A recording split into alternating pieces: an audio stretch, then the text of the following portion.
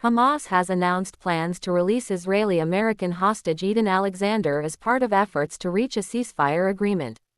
Alexander, believed to be the last living U.S. national held in Gaza, was captured during Hamas's October 7, 2023 attack on Israel. The announcement comes just ahead of President Donald Trump's scheduled visit to the Middle East on Tuesday. Hamas said the move was also aimed at facilitating the delivery of humanitarian aid into Gaza, which has been under a full Israeli blockade for 70 days. A senior Hamas official told the BBC that direct negotiations are taking place with a U.S. official in Qatar. The Israeli Prime Minister's office confirmed it had been informed by Washington of Hamas's intention to release Alexander, describing it as a gesture towards the Americans. A senior Palestinian official involved in the talks said Hamas's statement was intended as a goodwill gesture before President Trump's arrival. Another meeting between Hamas and mediators is set for early Monday morning to finalize the release, which would require a temporary pause in Israeli military operations, including a halt to aerial strikes during the handover.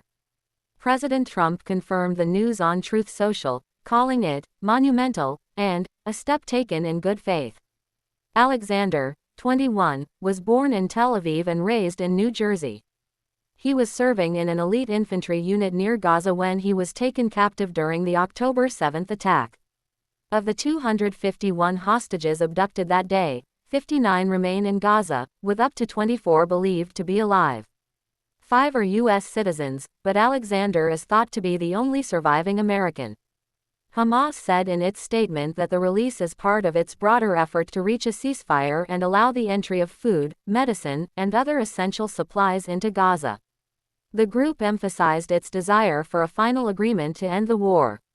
Israel's Prime Minister's office reiterated its position that negotiations will continue, under fire, with the aim of achieving all military objectives. However, it acknowledged the U.S. had notified them of Hamas's intention to release Alexander, and that this may open the door to further hostage negotiations. The Families and Missing Families Forum welcomed the news, calling it a beginning, and urging both the U.S. and Israeli governments to work toward securing the release of all remaining hostages. President Trump has given the families hope, the group said, urging Prime Minister Netanyahu to bring everyone back. Hamas has previously stated it would only agree to a ceasefire deal that includes a complete end to the war, something Israeli Prime Minister Netanyahu has repeatedly rejected.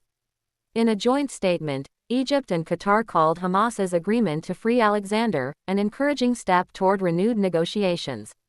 These developments come amid reports of growing U.S. frustration with Netanyahu's approach, with critics accusing him of prolonging the war for political reasons. The Israeli government, facing domestic and international pressure, has pledged to intensify its military campaign if no deal is reached by the end of Trump's visit. Israeli officials have outlined plans for an expanded offensive, including indefinite control over territory in Gaza, forced displacement of civilians to the south, and privatized aid distribution.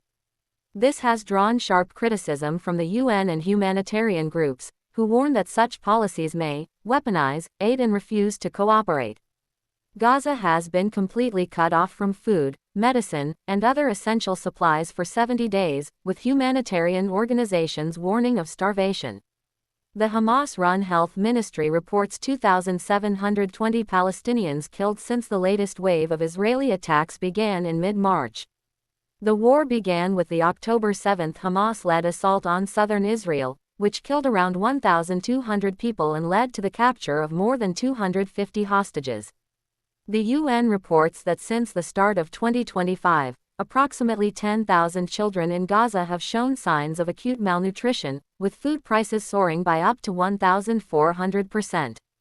According to the Hamas-run health ministry, 52,829 people have been killed in Gaza since the start of Israel's military campaign.